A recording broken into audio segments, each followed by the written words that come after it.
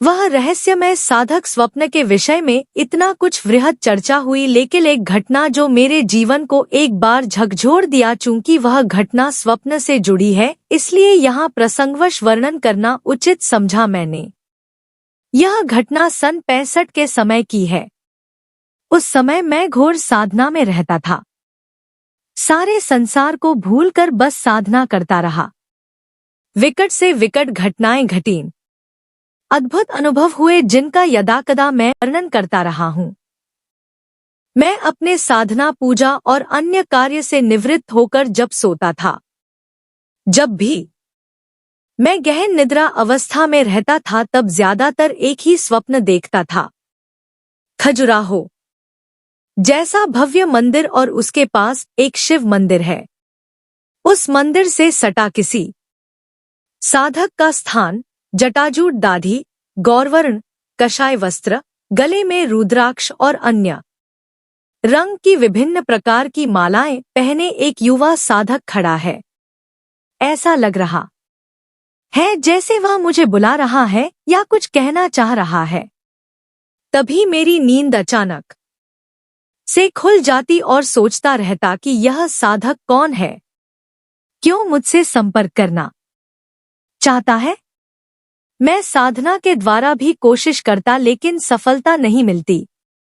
इसका क्या रहस्य है, मेरी समझ के परे था। चूंकि खजुराहो मंदिर को देखा है, लेकिन वहां ऐसा कुछ भी नहीं है जैसा कि मुझे स्वप्न में अक्सर दिखता था। संयोगवश एक दिन मेरे परिचित जो शिक्षक थे, रमाकांत जोशी, परिचित के साथ मेरे पाठक भी थे, उन्हें जब भी समय मिलता मेरे पास चले आते और योग तंत्र पर अपनी जिज्ञासा व्यक्त करते और समाधान चाहते। एक दिन आकस्मिक उनका आना हुआ। चर्चावश मैंने अपने स्वप्न के बारे में उनसे जिक्र किया तो वे बोले, अरे यह स्थान तो मेरा देखा हुआ है। बोलिए आपको क्यों जानना है, और यदि जाना है तो मैं व्यवस्था करा दूंगा। वहां मेरे काफी परिचित के लोग हैं। बस फिर क्या था, जाने की व्यवस्था हो गई। मैंने उनसे स्वप्न के विषय में नहीं बोला कि जो स्वप्न में साधक को देखा था बस उसी से मिलने जा रहा हूँ, और बस यही सोच रहा था वह साधक सशरीर होगा, किसी क्रिया द्वारा मुझसे संपर्क करना चाहता है। मेरी सबसे बड़ी कमजोरी यही है कि जहाँ पता चलता किसी साधु सन्यासी के बारे बस मैं चल देता, लेकिन पहली बार स्वप्न के माध्यम से मुझसे कोई साधक संपर्क करना चाहता है तो मेरी उत्सुकता और भी बढ़ गई। रमाकांत जोशी के परिचित थे। नाम था श्रीराम शर्मा। पता था छत्तीसगढ़, जिला कवर्धा। इस समय वर्तमान में क्या नाम है पता नहीं। उस समय कवर्धा के नाम से जाना जाता था। बस अगले सप्ताह रमाकांत जोशी से पता और पत्र एवं साथ में कुछ आवश्यक सामान लेकर निकल पड़ा। काफी कष्टप्रद यात्रा रही, लेकिन जिद थी कि पहुंचना है। बस स्टेशन पर उतरा। आगे का रास्ता भी बस द्वारा तय कर नियत स्थान पर पहुंचा। पता पूछने पर कठिनाई नहीं हुई। श्रीराम शर्मा सेवानिवृत्त शिक्षक थे। पता तुरंत मिल गया। घर पर पहुंचा तो देखा कि आधा कच्चा और आगे का कुछ भाग पक्का था। दरवाजा खटखटाया तो एक अधेड़ व्यक्ति ने दरवाजा खोला। गंजी और लुंगी पहने, आंखों में काली फ्रेम का मोटा चश्मा, पकी हुई दाढ़ी, छोटे छोटे कम बाल, देखने से ही विद्वान प्रतीत हो रहे थे। प्रश्न भरी नजरों से मुझे नीचे से ऊपर तक देखा। कुछ बोलना चाहा, उसके पहले ही मैं बोल पड़ा। अपना नाम बतलाया और बोला मैं काशी से आया हूँ, और तुरंत पत्र थमा दिया उनके हाथों में। पत्र पढ़कर काफी प्रसन्न हुए।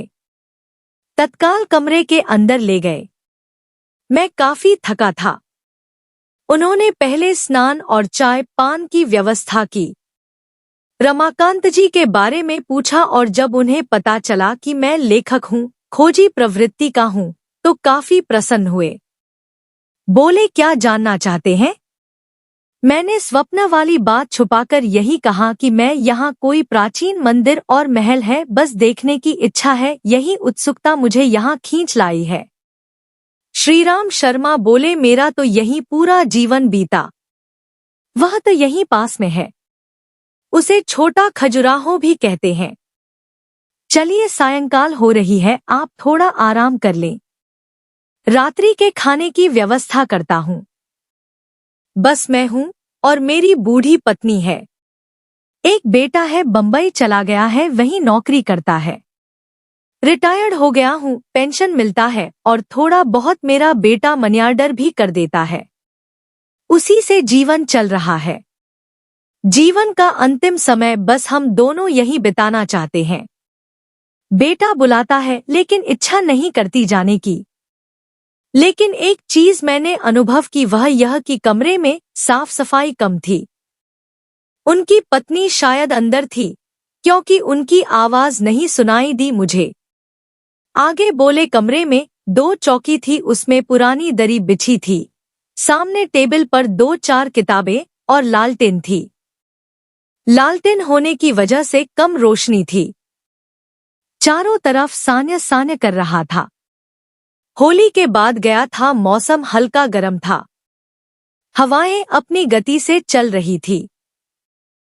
श्रीराम शर्मा जी अंदर गए, शायद रात के खाने की व्यवस्था के लिए।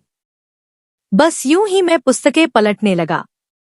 ऐसा लगा पुस्तक काफी समय से छुई भी नहीं गई है, धूल से भरी थी। खैर, मैंने यही सोचा कि शायद गांव होने की वजह से खुली जगह में धूल आंधी आदि तो चलती ही रहती होगी। मुझे नींद कहाँ आने वाली थी। आधे घंटे बाद पंडित जी का दर्शन हुआ। हाथों में 2 थाली लिए हुए थे, जिनमें स्वादिष्ट खाना था। खाना खाने के बाद हाथ धोने के लिए जब मैं बाहर निकला तो अंधेरा हो रहा था, लेकिन आश्चर्य की बात तो यह है कि अंदर से खाना बनने की खुशबू या किसी प्रकार की आवाज नहीं आई। मैंने ध्यान नहीं दिया, बस हाथ धोकर चुपचाप सामने वाली चौकी पर बैठ गया। पंडित जी भी आराम से बैठ गए और कहना शुरू किया, शर्मा जी, जिस स्थान को आप देखना चाहते हैं वह स्थान तो काफी मनोरम है, लेकिन गांव वालों का कहना है कि अमावस की रात में या पूर्णिमा की रात में वहां से अजीब अजीब आवाजें आती हैं। कम ही लोग जाते हैं, लेकिन वहां एक शिव मंदिर है। गांव वालों का विश्वास है कि भगवान शंकर की पूजा करने से गांव में शांति रहेगी। वर्ष में 2 बार वहां मेला भी लगता है, लेकिन शाम होते होते सभी लोग वापस आ जाते हैं। कभीकदा कोई भक्त पूजा करने चला जाता है। रिटायर्ड होने के बाद खाली होने की वजह से अक्सर मैं भी चला जाया करता था।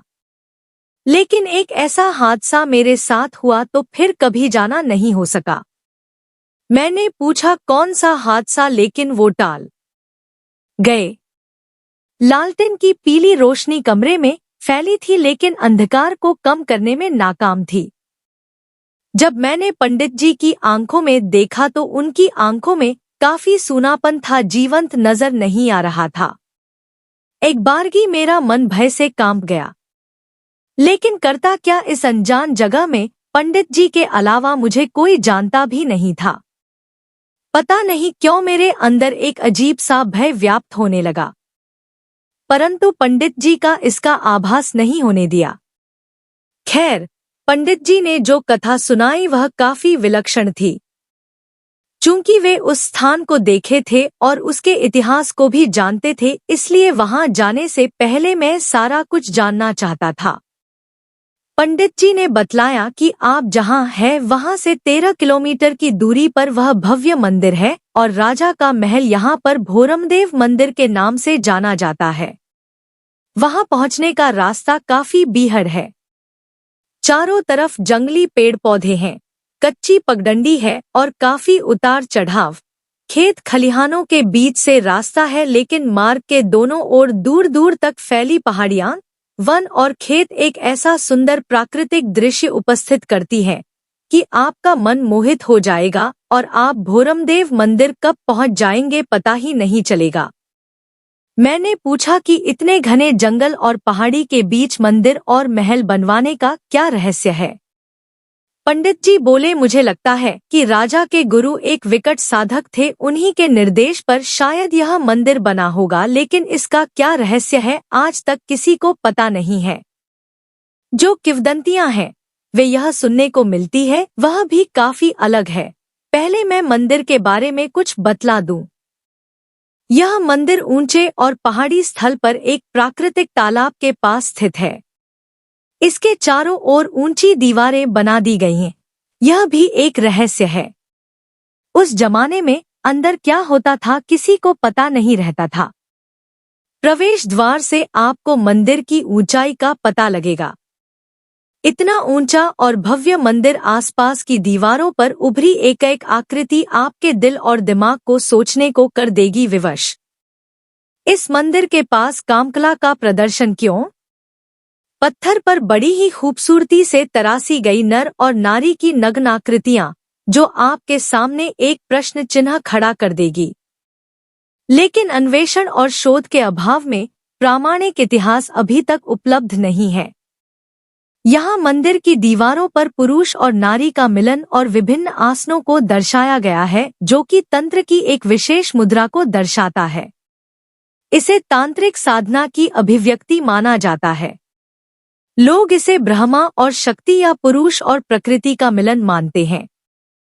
खास बात यह है शर्मा जी की उन मूर्तियों जो पुतलियां हैं, विवेचकों का मत है कि यह शारीरिक नहीं, आध्यात्मिक और ब्रह्मानंद की अभिव्यक्ति का प्रतीक है। पंडित जी बोले कि शर्मा जी, इन मूर्तियों को देखने से किसी भी प्रकार का विकार उत्पन्न नहीं होता, बल्कि एक अजीब सी आध्यात्मिक शांति का होता है अनुभव। लेकिन खास बात तो यह है कि मूर्ति के नीचे पता नहीं किस भाषा में मंत्र और निर्देश लिखे हैं। भोरमदेव के मंदिर का बाह्य आवरण उस समय की अपनी कला का उत्कृष्ट श्रेणी का था तथा इसे खजुराहो के मंदिर से तुलना की जा सकती है। मैंने मन ही मन सोचा, खजुराहो तो मेरा घूमा हुआ है, काफी समय बिताया वहां पर, लेकिन खजुराहो जैसा दूसरा मंदिर मैं अपने जीवन में कहीं नहीं देखा। कहाँ नहीं भ्रमण किया, लेकिन जो मंदिर पंडित जी बतला रहे थे वह मंदिर मेरे स्वप्न से काफी मिलता जुलता है। बस यही सोच रहा था कि कब सवेरा हो, जल्दी से जल्दी वहां पहुंचकर और अपनी आंखों से देखकर उसका आनंद प्राप्त कर सकूं। उस साधक से भी मिलने की इच्छा प्रबल होती जा रही थी और साथ ही साथ यह भी सोचे जा रहा था कि जैसा पंडित जी बतला रहे हैं वह साधक कैसे नितांत और सुनसान वातावरण में रहता होगा। खैर, रात्रि काफी हो गई थी। दिन भर का थका था और पंडित जी भी थक गए थे। आगे की चर्चा कल होगी, यह कहकर मैं सोने चला गया।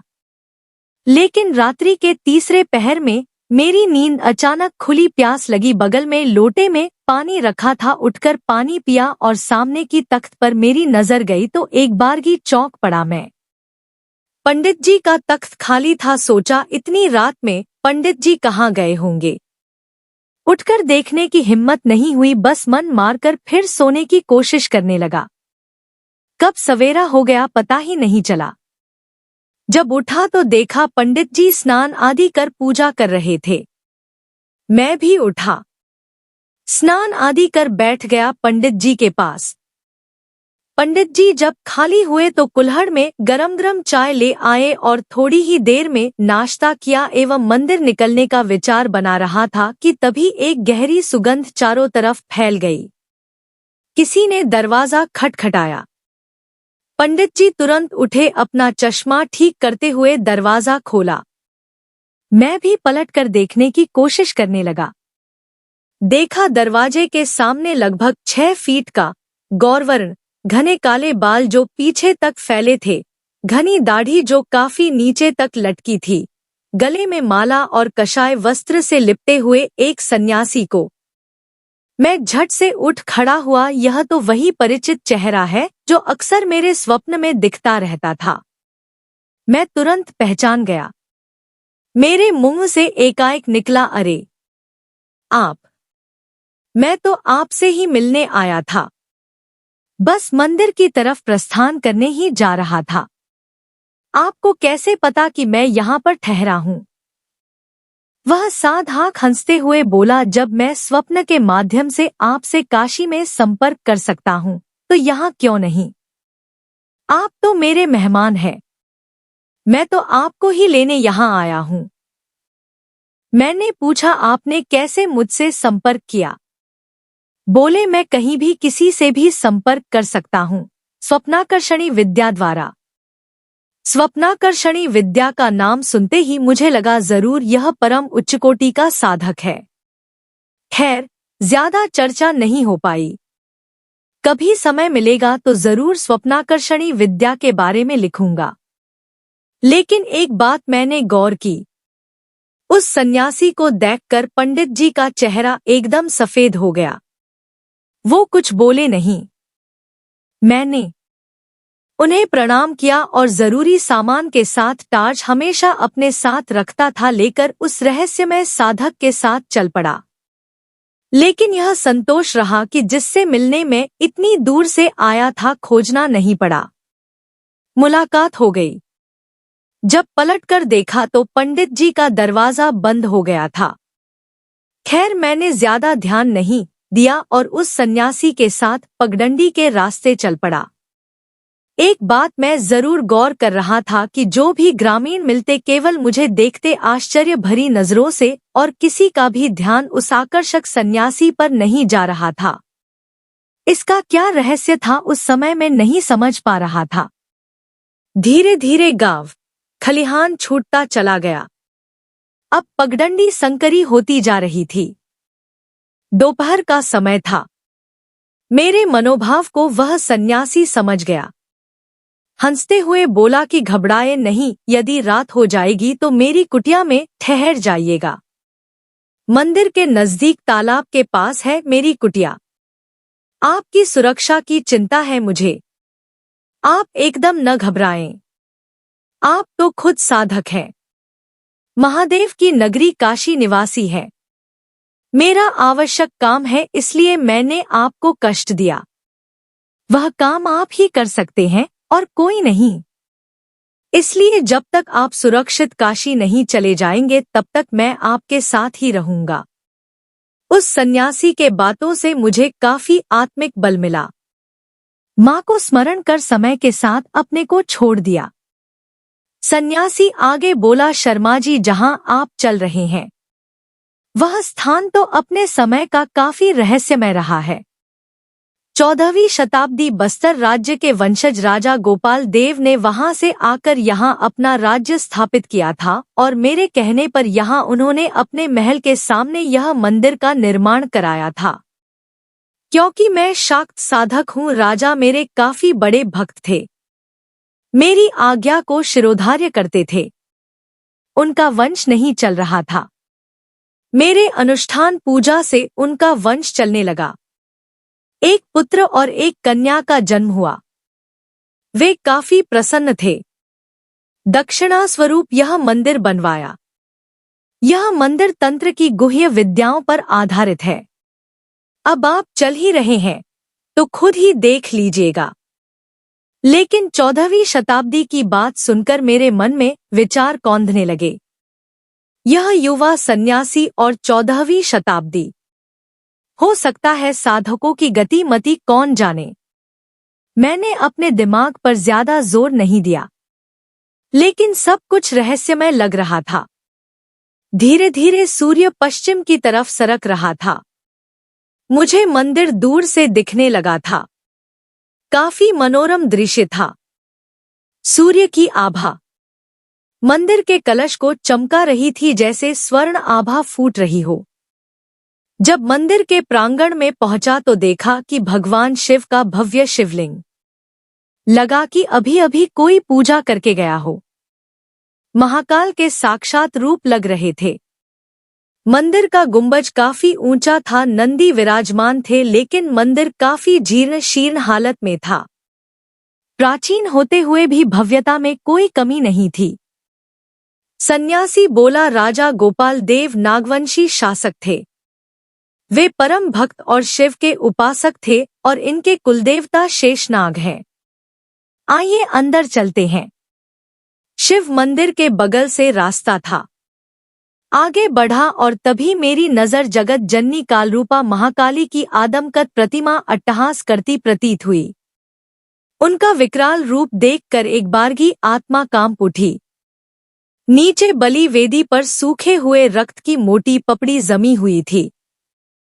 सन्यासी बोला, यही मेरी इष्ट है, आज तक अनवरत पूजा करता चला रहा हूँ। घी का दीपक अपने मंद मंद प्रकाश से उस घने अंधेरे मंदिर को अपने प्रकाश से भरने की कोशिश कर रहा था। बगल के दूसरे मंदिर में सरस्वती, लक्ष्मी, विष्णु की प्रतिमा भी दिखी। सन्यासी बोला, यह आम लोगों के दर्शन हेतु राजन ने बनवाया था, जिससे लोगों को शक न हो कि यहाँ तंत्र की गुप्त साधना चलती है। अब आप अंदर आइए। देखें मंदिर प्रांगण के दूसरे भाग में, जहां काफी अंधेरा था लेकिन बाहर पर्याप्त रोशनी थी आकाश में। सन्यासी ने जैसे ही उस मंदिर का दरवाजा खोला, मेरी आंखें फटी की फटी रह गई। दरवाजा तो काफी छोटा था लेकिन मंदिर अंदर से काफी भव्य और बड़ा था। अंदर शेषनाग भयंकर मूर्ति थी। ऐसा लगा साक्षात शेषनाग विराजमान है। अंदर भी दीपक जल रहा था और जो भयानकता को कर रहा था प्रकट। मेरी हिम्मत जवाब देने लगी। सन्यासी हंसते हुए बोला, अरे शर्मा जी, आप तो घबरा गए। राजा गोपाल देव को विश्वास था कि उनका वंश नागलोक से है। वे नागवंशी है, इसलिए वे अपना कुल देवता मानकर रोज सपरिवार पूजा करने आते थे। चूंकि मैं शिव और शक्ति का उपासक था, मेरा ज्यादातर समय माँ के चरणों में ही बीतता था। जब हम लोग बाहर निकले तो देखा कि सूर्य धीरे धीरे अस्ताचल की ओर प्रस्थान कर रहे थे। मंदिर के चारों तरफ काम कला की अद्भुत मूर्ति देखकर मैं एक बारगी खजुराहो को भी भूल गया। इतनी अद्भुत, अलौकिक और आध्यात्मिक छवि देखकर स्तब्ध रह गया मैं। तभी मेरी नजर मंदिर के आगे एक खंडहरनुमा महल पर गई। मैं सन्यासी की तरफ देखते हुए बोला, यह किसका महल है? सन्यासी बोला, यह राजा का राजमहल है। ऊपर पहाड़ी पर बना दुर्गनुमा, चारों तरफ दुश्मनों से रक्षा के लिए बड़ी बड़ी दीवारें खड़ी कर दी गई थी। इस महल का नाम मंडवा महल था। अब न तो राजा है और न ही उनका वंश। बस यह महल उस समय की याद ताजा करता रहता है। और आगे कहना शुरू किया।